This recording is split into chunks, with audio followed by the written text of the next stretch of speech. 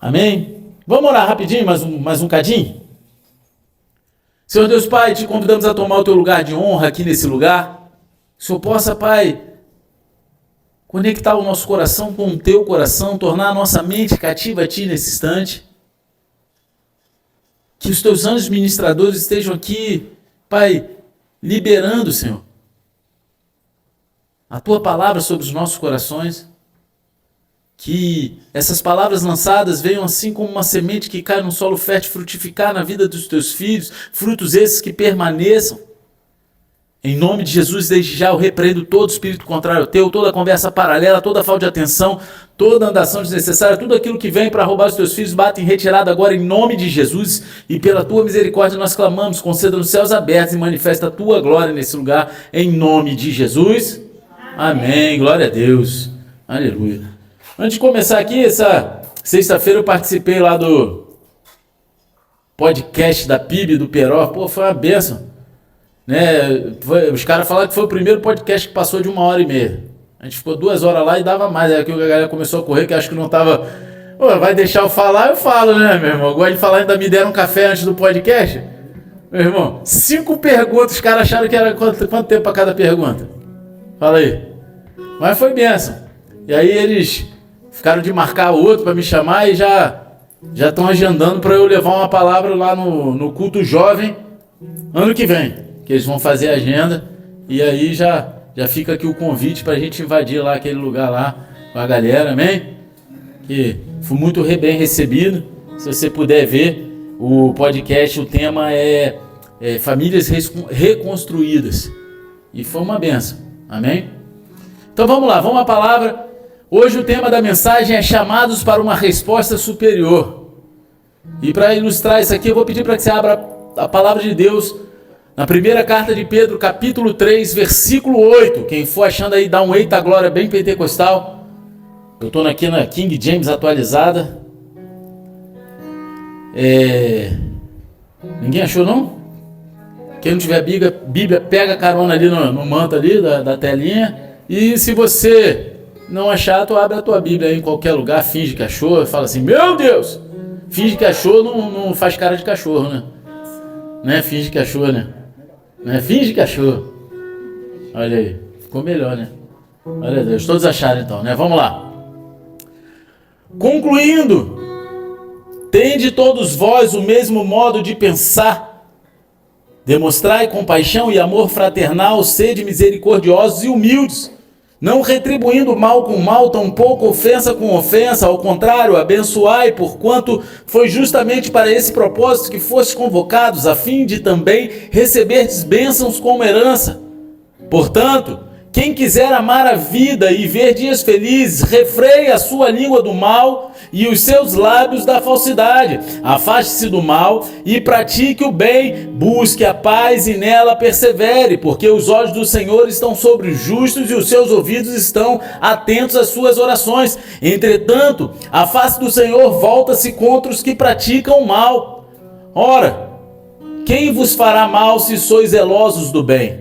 Todavia, ainda que venhais sofrer porque viveis em justiça, serei felizes. Não vos atemorizeis, portanto, por causa de ameaças, nem mesmo vos alarmeis. Antes, reverenciai a Cristo como Senhor em vosso coração, estando sempre preparados para responder a qualquer pessoa que vos questionar quanto à esperança que há em vós. Contudo, fazei isso com humildade e respeito, conservando boa consciência, de tal maneira que os que falam com malignidade contra o vosso bom comportamento, pelo fato de viverdes em Cristo, fiquem envergonhados de suas próprias calúnias, porque é melhor sofrer por praticar o bem, se for da vontade de Deus, do que por fazer o mal. Pois Cristo também foi sacrificado uma única vez por nossos pecados, o justo pelos injustos, com o propósito de conduzir-nos a Deus, morto de fato na carne, mas vivificado no Espírito, no qual igualmente foi e proclamou os espíritos em prisão, os quais na antiguidade foram rebeldes durante o tempo em que Deus pacientemente guardava a construção da arca nos dias de Noé. Na arca, apenas algumas pessoas, a saber 8, foram salvas por meio das águas, que prefigurando o batismo, agora também vos salva, o qual não é a remoção das impurezas do corpo humano, mas sim o resultado de uma boa consciência para com Deus, por intermédio da ressurreição de Cristo, o qual, havendo subido ao céu, reina à direita de Deus, e a ele estão sujeitos todos os anjos, autoridades e poderes. Amém? A primeira carta de Pedro, ela foi escrita para os cristãos espalhados pelo Império Romano, né? Eles haviam sido espalhados ali pelo Império Romano, vivendo em regiões como Ponto, Galácia, Capadócia, Ásia, Bitínia. Eles estavam todos espalhados ali naquela região e eles estavam enfrentando hostilidade, zombaria, rejeição, perseguição social. Não era ainda aquela perseguição sangrenta de Nero, amém? Não era aquela que eles eram empalados ainda, era uma perseguição velada, mas eles eram zombados, eram escrachados, eles sofriam bullying, por se dizer, né? Se fosse nos dias de hoje, mas um bullying bem pesado, não é coisinha fraca, não. Era uma pressão constante. Eles eram tratados como esquisitos, imorais, desajustados, simplesmente porque eles tinham decidido seguir a Jesus, a viver o cristianismo de forma pura. E Pedro, um apóstolo marcado pela impulsividade, transformada em maturidade, né? Ele escreve para ensinar como responder quando o mundo tenta nos empurrar para baixo. E aí, se você parar, né? Você entender que Pedro ele atingiu uma maturidade aqui. Esse Pedro aqui é o mesmo Pedro que cortou a orelha do soldado. Vocês estão entendendo? O tema central desse trecho é: sejam santos no modo de responder. Porque a resposta que você dá às suas aflições, ela revela a sua identidade. Ela revela onde está o teu coração e aquilo que tem dentro de você. Né? No versículo 8, ele fala o seguinte: e finalmente sede todos de um mesmo pensamento, tendo compaixão uns dos outros, amai-vos fraternalmente, sede misericordiosos, sede amigáveis. Pedro ele inicia esse trecho com um chamado que não começa no lá fora, não começa lá na rua, não começa no nosso exterior, ele começa aqui dentro. Antes de instruir a igreja a lidar com um mundo hostil, ele ajusta os corações sobre como tratar uns aos outros. Porque para Pedro a resposta ao mundo ela sempre será o reflexo da saúde da família espiritual. Como a gente vai responder ao mundo é o reflexo da saúde da nossa família em Cristo. A expressão grega usada para um mesmo pensamento é homofrones, que não fala de uma uniformidade rígida, mas sim de uma harmonia interior. É algo que foi harmonizado, está em moda hoje em dia, né? Harmonização. Isso não quer dizer que as pessoas pensam igual em tudo, mas é sentir igual no que realmente sustenta a nossa fé. Você está entendendo? A gente não é obrigado a pensar igual em todos os âmbitos, em todas as coisas, mas é sentir igual naquilo que realmente sustenta a nossa fé. O reino que carregamos, a missão que nos une, a presença de Deus que nos transforma e o amor fraternal que nos identifica como discípulos. E esse chamado, ele não era algo teórico, porque a igreja para a qual Pedro estava escrevendo estava dispersa por várias regiões, como eu falei aqui anteriormente. Você pode ver isso lá no capítulo 1, versículo 1 dessa mesma carta. Eles estavam convivendo com perseguições, com pressões culturais, olhares desconfiados. Eles precisavam uns dos outros para sobreviver espiritualmente. Não era fácil, igual aqui a gente chega e fala abertamente as coisas. Eles eram rejeitados. Unidade não era luxo, era uma questão de vida espiritual. Então Pedro ele vem a profunda lista de atitudes que criam essa frequência do céu em nossos corações. Amém? Ele fala de compassivos, que é do grego simpateis. Simpateis, parece até simpatia, né? Compassivos. E isso quer dizer o quê? É gente que se sente junto, porque quem ama não assiste a dor, participa dela.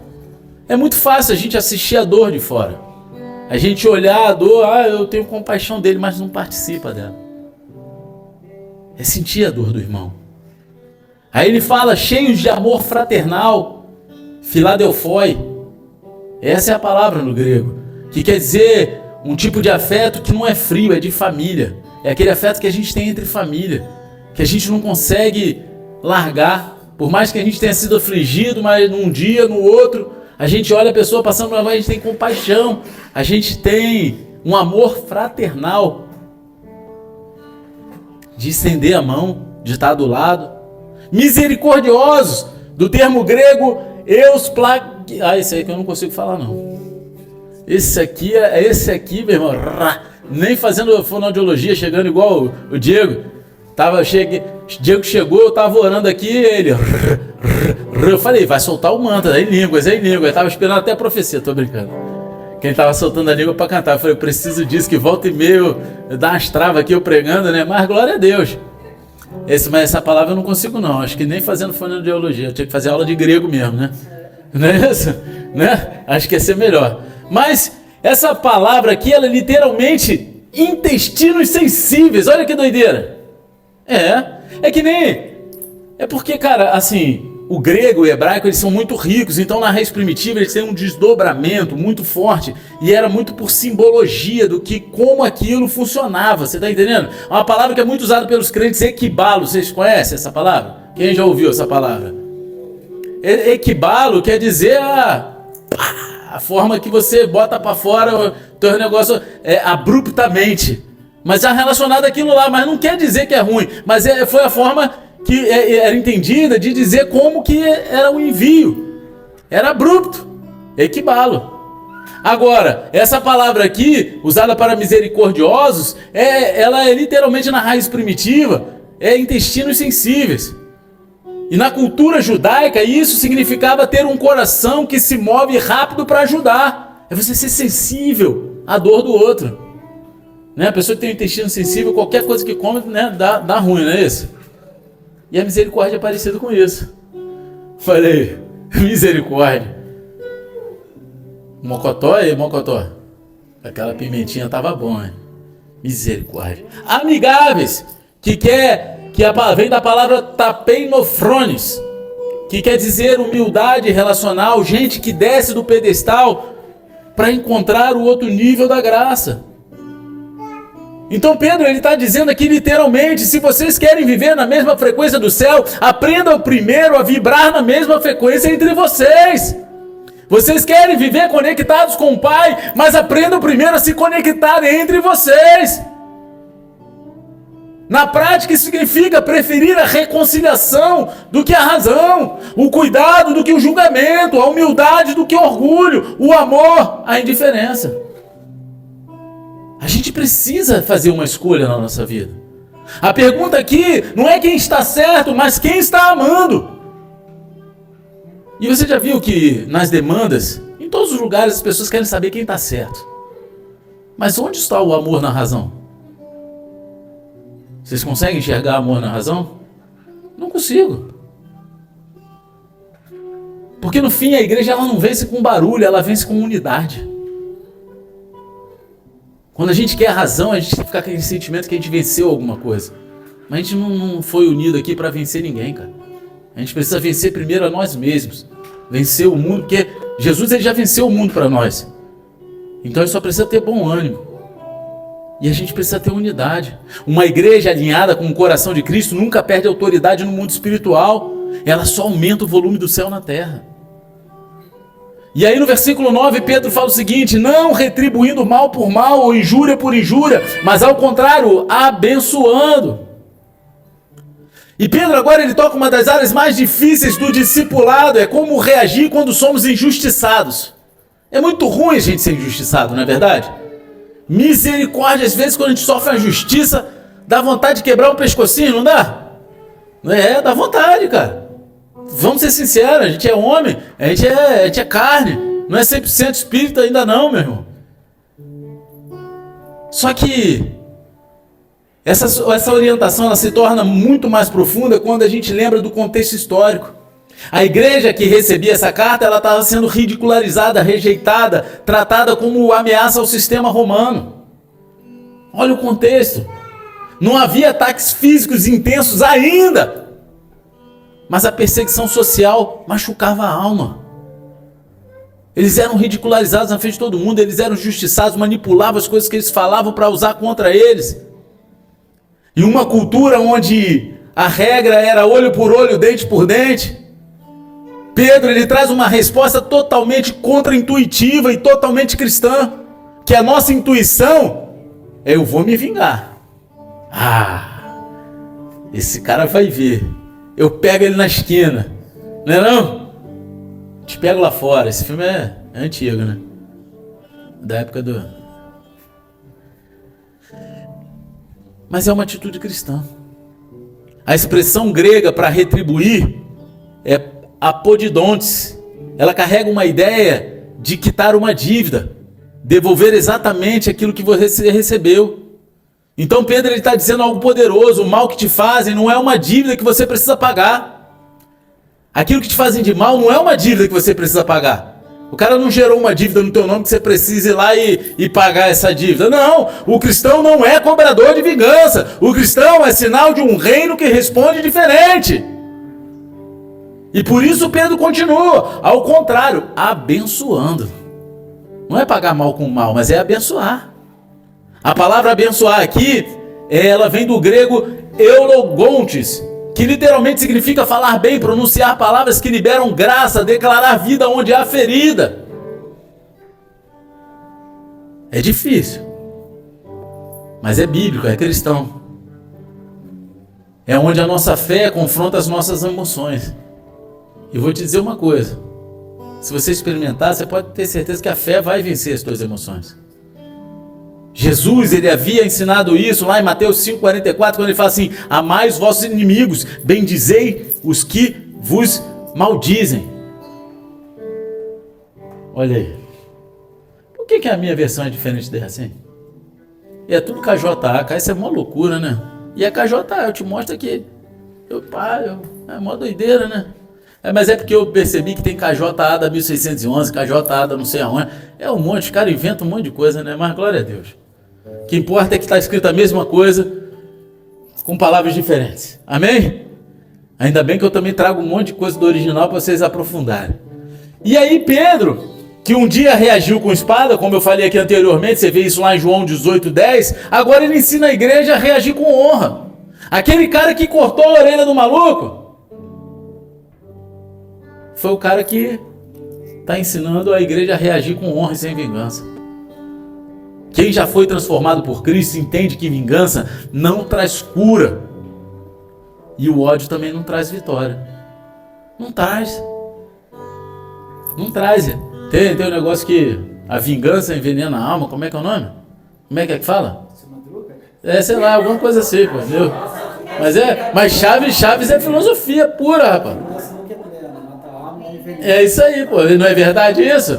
A vingança nunca é plena, mata a alma e envenena. Seu Madruga é filósofo, pô.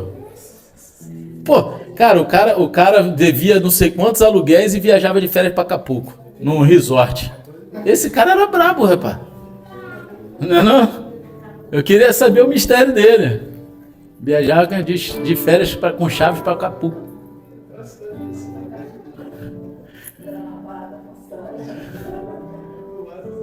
É do lado da cidade, aí foi a pé, né? Mas e o resort? Misericórdia. Quem já foi transformado por Cristo entende que vingança não vai trazer cura mesmo. No mundo espiritual, a resposta importa. E quando você revida com mal aquilo que te fizeram, você continua o ciclo de maldição, o ciclo de coisas ruins na tua vida. Quando você abençoa, você corta o fluxo das trevas e abre espaço para o céu agir na tua vida. É como se Pedro estivesse dizendo: não responda do lugar da dor, responda do lugar da sua identidade. Porque se a gente responder com dor, a gente entra no lugar da nossa dor, o que vai sair do nosso coração é dor. Mas quando a gente busca a nossa identidade em Cristo e responde de lá, daquele lugar, você está entendendo? Aí, meu irmão, vai vir uma resposta boa. E não estou falando que é fácil, não, não é fácil. Às vezes quem mais nos fere é quem mais amamos. Aquelas pessoas que a gente mais ama, mais a gente baixa a guarda, são aqueles que mais nos ferem. Às vezes o ataque vem de gente que deveria nos proteger. Às vezes a injustiça ela é tão clara que tudo em nós quer revidar, quer fazer alguma coisa. Mas Pedro está chamando você para uma resposta madura, espiritual e sobrenatural. Responder com honra não é ser fraco.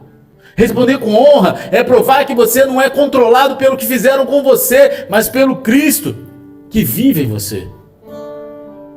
Quem libera a bênção no meio da guerra nunca luta sozinha, porque a batalha ela deixa de ser sua e passa a ser do céu. Deus ele compra a tua briga. E aí no versículo 10, Pedro fala o seguinte, vamos correr que hoje está grande. Aquele que quer amar a vida e ver dias bons, refreie a sua língua do mal e os seus lábios não falem engano.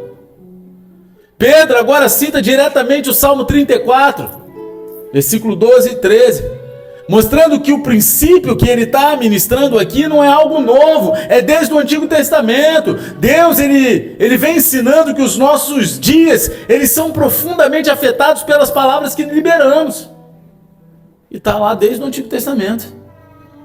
Que tudo que a gente vive é amplamente afetado por aquilo que a gente fala. E Pedro, ele faz isso porque ele entende que o campo de batalha externo quase sempre nasce dentro da gente. E quase sempre a primeira arma usada é a língua. É a língua. A gente quer falar para ferir, a gente quer usar palavras que gerem feridas, que gerem coisas iguais a nos geraram quando a gente foi afligido. Amém ou não? Não é verdade isso que acontece no nosso coração? Ele reforça duas instruções. Ele fala, refreia a sua língua do mal e os seus lábios não falem engano.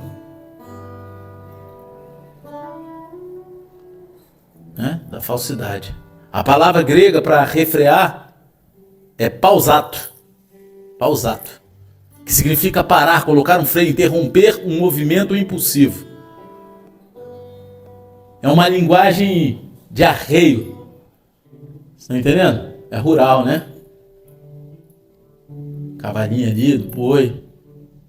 É como se Deus estivesse dizendo, ó, se você não põe freio na sua boca, a sua boca ela vai assumir as rédeas da sua vida. Se você não pausar aquilo que você está falando de besteira aí, tudo que você está falando de besteira vai assumir o comando daquilo que você está vivendo. E isso é sério porque a Bíblia inteira confirma esse princípio. Tiago, ele diz que a língua é como o leme de um navio. Ela é pequena, mas capaz de mudar o destino inteiro de alguém. Está lá em Tiago 3, 4, 6.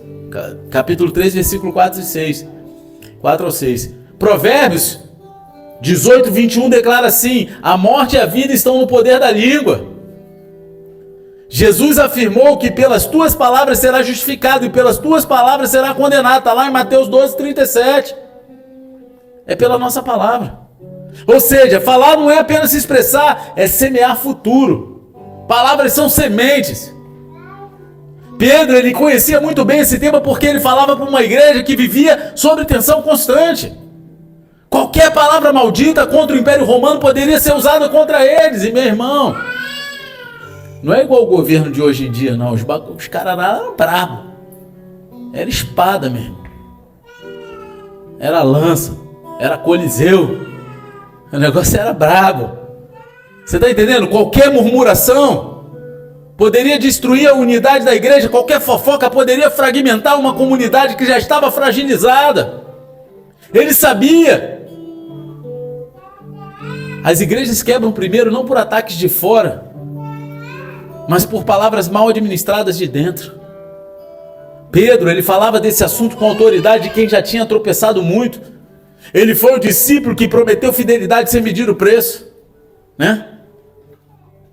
Ele falou que nunca ia negar Jesus. Ele negou Jesus com palavras que saiu dizendo sem pensar. Ele cortou a orelha de Malco, movido pela impulsividade. Mas esse Pedro impulsivo, ele ficou na cruz, ele morreu na cruz do Calvário. Esse Pedro ficou lá atrás. O Pedro que escreve essa carta aqui é o Pedro tratado, moldado, restaurado. É o Pedro que entendeu que a boca revela quem governa o nosso coração. E agora ele ensina a controlar a língua, não é mais apenas uma conduta, é sinal de maturidade espiritual. Controlar aquilo que a gente fala é sinal de maturidade espiritual. Quem aprende a controlar a boca começa a controlar a história que vive, porque palavras, elas são sementes que constroem os dias que virão pela frente.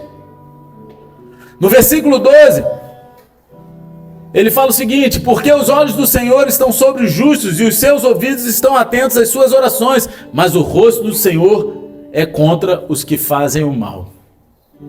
Nesse versículo, Pedro ele abre uma janela profética para a gente entender como o céu reage ao estilo de vida que a gente escolhe viver. Ele não está apenas citando um salmo, ele está revelando uma dinâmica espiritual que já era conhecida desde o Antigo Testamento. Lá no Salmo 34, 15 e 16, só que agora é reinterpretada à luz da nova vida em Cristo. E ele traz aqui 3 movimentos espirituais. Vocês querem escutar? Se quiser eu pulo, não tem problema não. Querem ou não? Ih, só uma pessoa. Amém? Então, ele fala, primeiro movimento é: os olhos do Senhor estão sobre os justos. Deus, ele vela quem escolhe o caminho certo. Ele acompanha ali atentamente. Na cultura bíblica, os olhos, quando está se referindo aos olhos do Senhor, amém? Representavam atenção, vigilância, interesse e cuidado pessoal. Não é o olhar distante de um observador, é o olhar próximo de um pai que acompanha cada passo. Quando Pedro fala em justos, a palavra aqui é dikaios, que significa alinhado ao coração de Deus, posicionado corretamente diante do céu. É isso que significa. É em acordo com a vontade do Pai. Justos quer dizer alinhado com o coração de Deus. Você está alinhado com o coração de Deus? Ou seja, justiça não é perfeição, é alinhamento. A gente precisa estar alinhado com o coração do Pai. O justo é aquele que cai, mas levanta, que erra, mas se arrepende, que luta, mas não desiste do caminho. Você está entendendo? Quando você se posiciona na justiça, o céu se posiciona ao seu redor. O segundo movimento que Pedro traz para a gente é: os seus ouvidos estão atentos às suas orações. Deus, ele não apenas escuta, ele responde. Amém? Ele responde. Quem já ouviu a resposta de Deus? Quem já viu a resposta de Deus? No original, a ideia é que Deus ele inclina o ouvido como quem se aproxima para ouvir com interesse. Isso significa que a sua oração, ela não vai ecoar no vazio, ela toca o coração de Deus. Deus ele inclina assim, ó, para frente. Sabe quando você fala com um idoso que não escuta direito? Que ele, aí põe o ouvidinho assim? A imagem que é passada aqui, por tudo que Pedro está falando, é essa. É Deus ele se inclinando para ficar atento ao que você está falando. E é por isso que João escreve lá na primeira carta de João, capítulo 5, versículo 14. E esta é a confiança que temos nele, que se pedirmos alguma coisa segundo a sua vontade, ele nos ouve. A justiça atrai a atenção de Deus e a atenção de Deus atrai respostas. O terceiro movimento aqui que Pedro traz para a gente é que o rosto do Senhor é contra os que fazem mal. Deus, ele resiste aos que resistem a ele. No pensamento hebraico, o rosto simbolizava a presença ativa de Deus. Então, se o rosto de Deus brilha sobre alguém, há graça. Agora, se o rosto de Deus se volta contra alguém, há juízo e resistência. Esse é o princípio bíblico. Então, Pedro afirma que quem escolhe o mal não atrai apenas consequências naturais, atrai resistência divina. Atrai resistência do mundo celestial. E isso é forte. Porque não existe neutralidade espiritual. Não existe o isentão dos céus. Eu sou isento, sou neutro. Menine. Não existe isso lá no céu. Não existe. Ou a gente caminha com o céu ou a gente caminha contra ele. Não tem como ficar em cima do muro. E aí eu poderia falar aquela ilustração de Jesus, né? Vocês conhecem, né? Do cara lendo jornal na cadeira de praia, amarradão. Precisa falar de novo não, precisa? Precisa? Não, né? Não. Todo mundo já ouviu? Já ouviu? Já ouviu? Não ouviu? Se tiver um que não ouviu, eu vou fazer igual Deus lá com Abraão, eu tenho que contar. Já ouviu? Tu é crente velho, duvido que... Quando eu começar a falar, tu vai ver que tu nunca ouviu, que já ouviu. O cara tava lá amarradão na cadeira de praia, lendo o jornalzinho dele. Tomando ribiricutico. Jesus tá lá. Rapaz, pula pra cá. Pula pra cá. E ele tava em cima do muro ali, né? A cadeira dele tava em cima do muro. E Jesus, pula pra cá, pula pra cá. Aí ele olhou pro diabo, o diabo tava tranquilão, nem aí. Tacando fogo nas coisas, né? Porque lá ele não rega, não tem água, né? A Bíblia diz que não tem água, que o outro pede, né? Então ele tava tacando fogo nas flores. Aí o cara chega e pergunta pro diabão, fala que assim, meu irmão, por que Jesus tá boladão, desesperado, pedindo pra eu pular pra lá e você aqui tá tranquilão? Não fala nada. Ele falou, é porque o muro é meu. Você tá em cima do muro, meu irmão, não tomou posicionamento, tu ainda tá com o pé do lado do diabo. Me perdoa, mas é a verdade espiritual. Você tá entendendo? Ou a gente caminha com o céu ou a gente tá contra ele. Não tem um lugar neutro, não existe em cima do muro. Pedro, ele tá lembrando a igreja que não vale a pena comprometer a integridade para se defender, para vingar ou ganhar uma discussão. Não pode comprometer a integridade em Cristo. Quando você entra no terreno do mal, você sai da zona de proteção de Deus. Então lembre-se, os cristãos eles estavam vivendo um período de hostilidade social ali naquela época. E Pedro, ele não promete que Deus tiraria imediatamente a perseguição, mas ele garante algo muito maior. Se vocês permanecerem justos, o céu inteiro estará consciente em cada detalhe da vida de vocês. É isso que Pedro está falando aqui. O céu se move por quem permanece alinhado. Quando você caminha na justiça, Deus caminha na sua direção. Aí versículo 14 e 15, Pedro fala o seguinte. Estamos na metade, tá, igreja? Eu olhei agora. Queria que estivesse no final, né? Misericórdia. A metade, pô. Vamos lá que eu vou correr. Mas a segunda metade é sempre mais rápida que a primeira metade, amém? Vamos lá. Mas ainda que padeçais por causa da justiça, sois bem-aventurados, e não temais o terror deles, nem vos perturbeis, antes santificai o Senhor Deus em vossos corações, e estáis sempre preparados para responder com mansidão e temor a qualquer que vos pedir a razão da esperança que há em vós.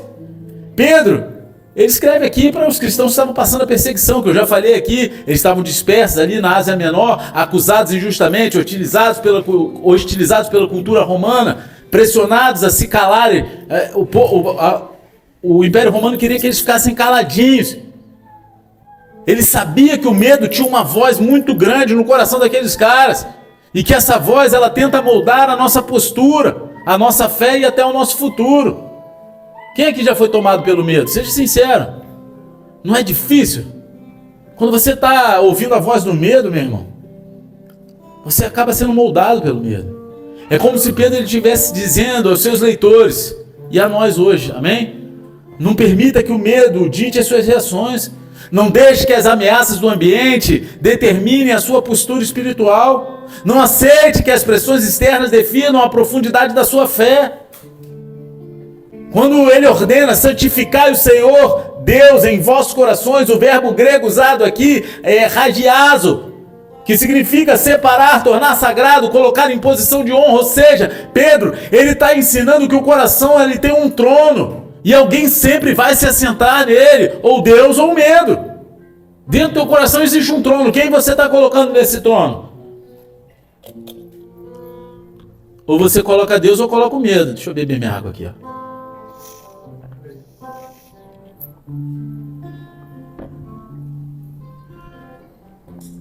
E aqui está o ponto profundo do texto. Medo, ele só governa quando Deus ele não está sendo honrado na dimensão mais íntima da nossa vida.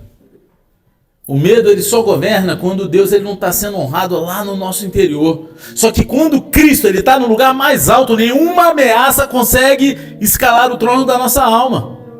A gente está lá ileso, intacto. E é por isso que Pedro ele não está mandando você sentir-se forte, que seria muito bom, seja forte, Ele não está mandando você pensar positivo, pensamento positivo. Não, ele não está falando isso. Ele está ordenando que você posicione Deus acima de qualquer cenário adverso na sua vida. O nosso problema não é sentir medo, o problema é quando o medo se torna rei sobre os nossos corações. E esse ensino, ele reverbera por toda a Escritura. Em Provérbios 19:23 fala: o temor do Senhor conduz a vida. Salmo 27:1 fala: o Senhor é a minha luz e a minha salvação, a quem temerei? 1 João 4:18 diz assim: no amor não há medo, antes o perfeito amor lança fora o medo. Em outras palavras, o medo ele não sai com força humana, ele sai com a entronização de Deus no nosso coração. Quantas vezes você já deixou o medo dirigir conversas, decisões, relacionamentos, ministérios e passos de fé? O medo de uma decisão. Quantas portas ficaram fechadas porque o medo virou um conselheiro da tua alma? Quantas promessas ficaram na prateleira porque o pânico tomou o trono do teu coração? E Pedro, ele nos chama de volta ao essencial: santificai o Senhor Deus em vossos corações. É como se ele dissesse: coloque Deus onde ele merece estar, e tudo que tenta te dominar vai perder o direito de governar a sua vida. Quando Cristo é entronizado no coração, o medo é desentronizado da alma. Vocês estão entendendo? Aí no versículo 15 fala assim: estais sempre preparados para responder qualquer que vos pedir a razão da esperança que há em vós com mansidão e temor. Pedro está escrevendo para uma geração que eu falei aqui, pressionada socialmente, mal interpretada culturalmente e perseguida politicamente. Então, no meio do Império Romano, que não compreendia a fé cristã e muitas vezes a tratava com suspeita, ele diz algo revolucionário: estejam prontos para responder. Estejam prontos para responder. A palavra usada por Pedro aqui para responder é apologia. Apologia, que significa defesa estruturada, explicação racional, manifestação consciente da fé. Quem já leu a Bíblia apologética? Eu já te emprestei ela. Ela é muito boa para você aprender a defender a sua fé. Claro que se você já tem uma base, porque ali dá a visão de que cada um extraiu em cada religião da Bíblia, mas te dá a base cristã para aquilo que está escrito ali. Bíblia de estudo apologética. Então a gente precisa conhecer a Bíblia para ter uma defesa estruturada. A gente precisa conhecer aquilo que Deus quer. Pedro, ele não está chamando os cristãos para um evangelho superficial ou emocional vazio. Ele está chamando para uma fé pensada, profunda, fundamentada, consciente, capaz de articular esperança quando o mundo só vê caos. É como se Pedro dissesse: não carregue uma esperança silenciosa, carregue uma esperança explicável. Transporte o seu coração com conhecimento da palavra de Deus. Porque a esperança que não pode ser explicada, dificilmente pode ser compartilhada. Se você vive algo, uma esperança que você não consegue explicar, você não vai conseguir compartilhar ela. Amém ou não? Só que ele faz um complemento sensacional e essencial aqui. É muito... Esse complemento ele é muito esquecido na nossa geração. Ele fala com mansidão e temor. Com mansidão e temor. Meu irmão, a gente muitas vezes apaga essa parte. Pelo menos nos nossos corações. A palavra mansidão aqui é do grego prautes, que descreve força sob controle, não fraqueza. Mansidão é força sob controle, não quer dizer fraqueza. E o temor, ele vem do grego phobos, que não é pânico, mas é reverência, é postura humilde de quem sabe que representa Cristo e não a si mesmo. Ou seja, Pedro, ele ensina um equilíbrio raro. Fale com convicção, mas sem arrogância. Defenda a verdade, mas com o Espírito de Cristo. Tenha a voz firme, mas o coração manso. É isso que Pedro está falando. Esse equilíbrio, ele se alinha ao ensino de Paulo, lá em Colossenses 4,6, quando ele fala assim: a vossa palavra seja sempre agradável, temperada com sal. E ao exemplo do próprio Jesus, que, como está escrito em Isaías 42, 2 e 3, não clamará, nem levantará a sua voz, mas anunciará o juízo com verdade. A pergunta não é apenas se você tem esperança. A pergunta é, você consegue explicar por que você continua de pé? Você consegue materializar com palavras por que você permanece de pé? Porque quando alguém olha para a sua história, para a sua superação, para a tua restauração, para a mudança da sua vida, você está preparado para dizer por que isso aconteceu? De uma forma clara que as pessoas entendam e compreendam. A fé cristã ela não é um grito vazio, ela é uma experiência real que se transforma em testemunho inteligente, sensível e espiritual. A esperança ela só se torna impacto quando ela se transforma em resposta. E aí, no versículo 18, estão vendo que está acabando agora, né? Versículo 18, vai só até o 22, meu irmão, tá rapidinho hoje. Misericórdia, tá acabando. Não, mas, né? Tá no horário, né? Até 20 e 30 era o horário tá certo. Eu que tava fazendo muito rápido, né? Não é isso? Tava The Flash, né? Mas aí eu fui pregar The Flash lá em Cabo Frio, fiquei até envergonhado, que eu olhei assim e acabou. Falei, misericórdia, foi rápido, né? Desacostumei. Mas tá bom, né? E aí ele fala no versículo 18, pois Cristo também padeceu uma vez pelos pecados, o justo pelos injustos, para levar-nos a Deus, sendo na verdade morto na carne, mas vivificado pelo Espírito. Pedro, agora ele leva a conversa ao centro de toda a fé cristã. Qual é o centro da fé cristã? É a cruz. É a cruz. Ele está escrevendo para um povo provado, perseguido, pressionado, e deixa claro, se vocês querem entender como responder ao sofrimento, você precisa olhar para Jesus. Se você quer entender como responder às coisas que você vive, que você não gosta, as coisas que te afligem, você precisa olhar para Jesus. O sofrimento de Jesus, ele não foi um acidente da história, nem resultado de um colapso político de Roma ou do Sinédrio. Ele foi estratégia de Deus. Jesus, em várias partes do Evangelho, fala, ainda não é chegada a minha hora.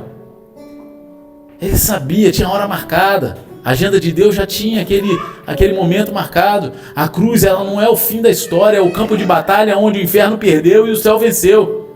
É onde Jesus olhou para o diamante e falou, perdeu, mané. Não amola. Não é isso? Um dia... E aí o céu venceu. E por isso Pedro diz, o justo pelos injustos. E aqui, ele usa duas palavras poderosas. Para justo é dikaios, né? Como a gente já viu, que é aquilo que é alinhado. É o perfeito. E adikaios, que é o injusto, os injustos, são os desalinhados, os quebrados. O cara que é injusto, ele está desalinhado, ele está quebrado. E esse contraste define aquilo que a gente chama de substituição vicária. Vocês sabem o que é substituição vicária? Não? Pô, tu nasceu no Evangelho, cara, nunca ouviu isso? Nem eu, tô zoando. A substituição vicária é que um único perfeito tomou o lugar dos totalmente imperfeitos. Jesus, o perfeitão. Ele tomou o nosso lugar. Ele substituiu. Nós totalmente imperfeitos. Isso não é apenas teologia. É amor em formato de sacrifício. E o propósito disso tudo, sabe qual é? Para nos levar a Deus. O propósito disso é nos levar a Deus. E essa frase, ela é um terremoto espiritual. Não é só perdão, não é só salvação, não é só redenção. É reconexão. A cruz é a ponte que nos tira das trevas e nos leva para a luz. Você pode ver isso em Colossenses 1,13. É a porta pela qual a gente entra para uma nova vida. João 10,9. É o caminho onde Deus pega a nossa história quebrada e escreve a redenção. Todos nós passamos por dor, todos nós enfrentamos perdas, injustiças, humilhações, noites escuras. Não é verdade? Quem é que já passou por tudo isso? Amém? Só que Pedro está dizendo, quando você olhar para o seu sofrimento, lembre-se do homem da cruz. Quando você passar pelas suas dificuldades, lembre-se do homem da cruz. Ele não apenas sofreu por você, ele sofreu antes de você e agora sofre com você. É isso que Pedro está falando. Cristo, ele não é um modelo distante, ele é um exemplo vivo. Ele mostrou que sofrimento não cancela propósito.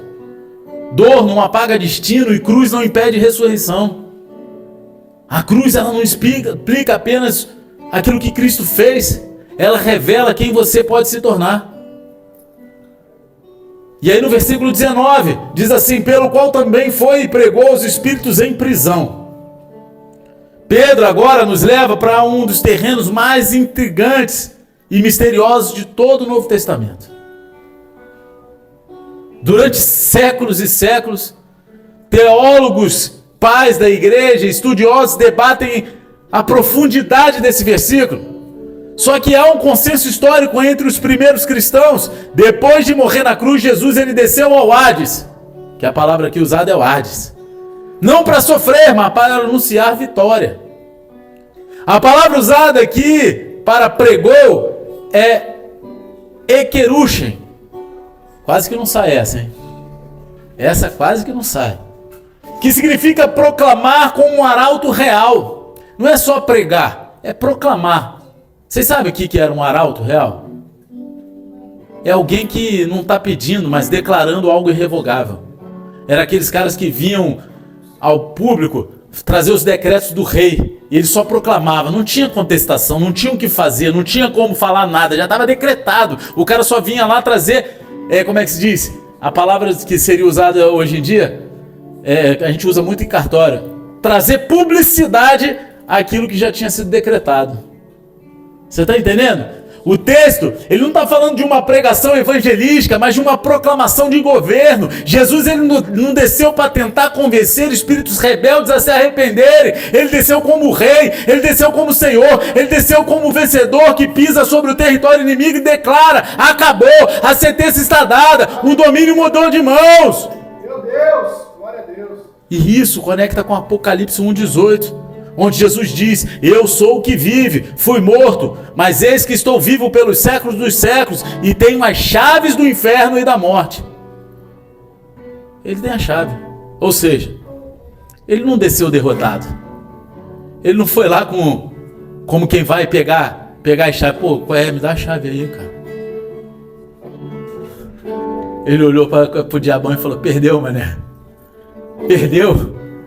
E isso, como um general romano entrava na cidade inimiga proclamando vitória após a batalha. Essa é a linguagem que Pedro usa. Cristo entra no Hades como um arauto celestial ecoando a mensagem: a cruz venceu, o sangue venceu, o plano eterno venceu. Ah, pastor, mas o que isso importa para nós? Importa porque cada área da sua vida que parece um inferno particular, muitas vezes a gente vive algo que a gente fala: cara, isso é um inferno, não é não? Quem já pensou isso? Uma dor antiga, uma culpa, uma cadeia emocional, um ciclo de escuridão. Cada área dessa da tua vida já foi visitada por Jesus. Ele já esteve lá e quando ele entrou, ele não entrou calado, ele entrou proclamando vitória e essa vitória ecoa até hoje. Aquele lugar que você acha que não tem saída, Jesus já entrou primeiro. Aquela área onde você sente que não tem força, Jesus ele já desceu e tomou a chave. Aquela prisão que parece que nunca vai se abrir, sabe? Está enjaulado. Ele já declarou liberdade sobre ela. Então, se Jesus desceu ao inferno e voltou com autoridade, não existe profundidade da sua dor onde ele não possa entrar e te levantar. Não existe. 1 Pedro 3,21. Caraca, tá acabando, hein? Agora vai, hein? Mais meia horinha a gente vai embora. O batismo... caramba! Como é que é? É igual o Kiko, né? Então vamos embora. Hoje eu tô Chaves, né? Tem tanto tempo que eu não vejo Chaves. Diz assim: o batismo que corresponde a isso agora também vos salva, não pela remoção da imundícia da carne, mas como a resposta de uma boa consciência para com Deus, pela ressurreição de Jesus Cristo. Amém? Pedro, ele fecha o raciocínio aqui falando sobre batismo, e ele deixa claro: o batismo não é um ritual para tirar a sujeira do corpo, porque os judeus eles usavam as águas para purificar o corpo. Amém? Eles eram um ritual de purificação do corpo. Aí Pedro está falando, isso não é uma lavagem externa. É uma declaração interna. Ele usa a palavra eperotema, que pode significar resposta, compromisso ou até pedido formal. É como se Pedro estivesse afirmando, o batismo é a assinatura espiritual de uma nova aliança. No batismo você está dizendo ao céu, ao inferno e à terra, eu pertenço a Cristo, a minha história mudou, a minha resposta ao mundo não será mais a mesma. É isso que você está falando quando você escolhe o batismo. Assim como Israel atravessou o Mar Vermelho e deixou o Egito para trás, o batismo ele marca o momento em que você deixa as suas correntes antigas na água, deixa tudo para trás e levanta com uma nova identidade. É a tipificação da morte em Cristo. Cristo morreu, deitou na água. Cristo ressuscitou, você levanta, uma nova criatura ressurreta. Você está entendendo? O batismo não é o fim da velha vida. É um anúncio público de que uma nova identidade começou. Vocês estão entendendo? E finalmente no versículo 22, vocês não falaram, nem um graças a Deus? Nem um graças a Deus, pô? Né, pô? Pelo menos um graças a Deus, né? Vai acabar, pô.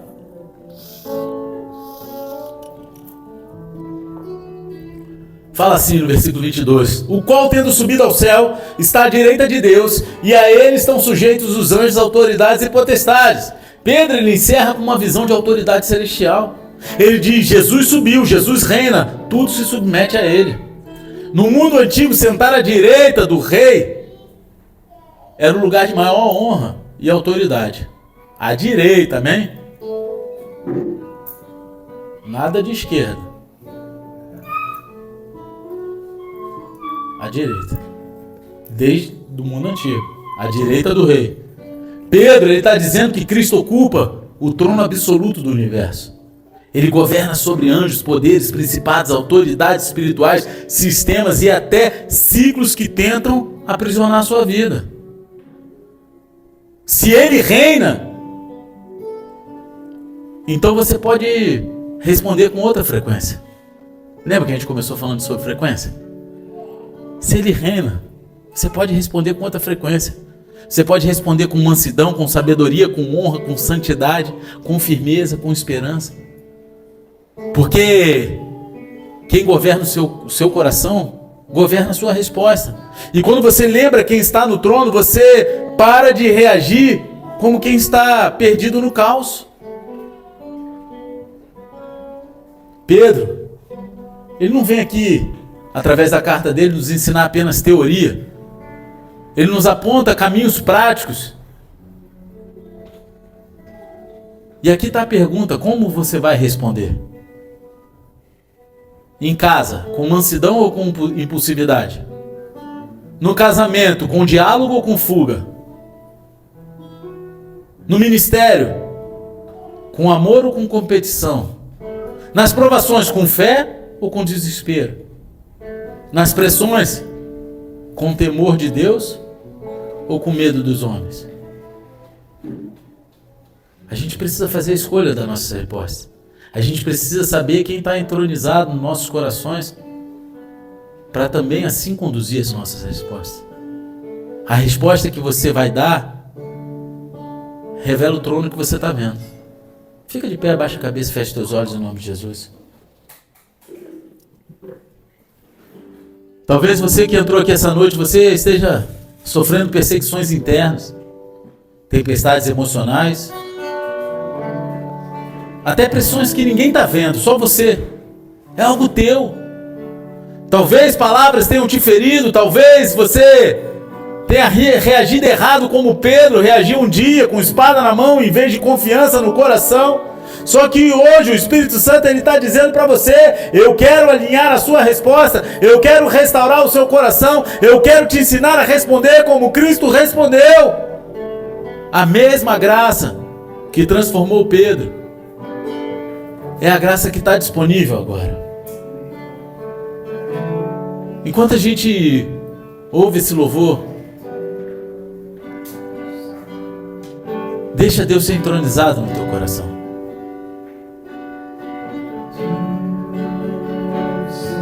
Deixa Ele terminar a boa obra que Ele começou em você.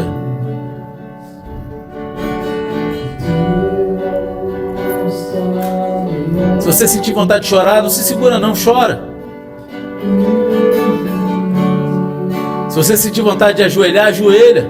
Se jogar com a cara no chão, se joga. Mas o mais importante é você rasgar o teu coração diante do teu Pai e falar: entra! Muda as minhas convicções.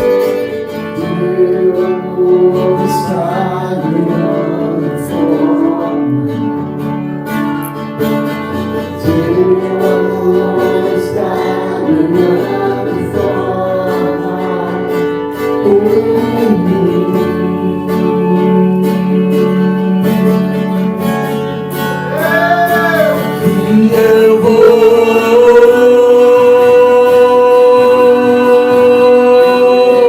me esvaziar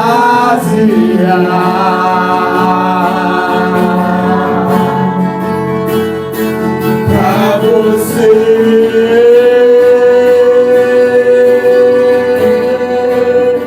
Tudo em me ganhar.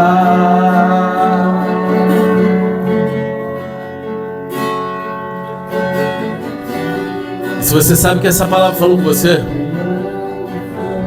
você quer fazer essa oração hoje comigo, coloca a tua mão no teu coração e repita comigo: Senhor Jesus, eu entrego o meu coração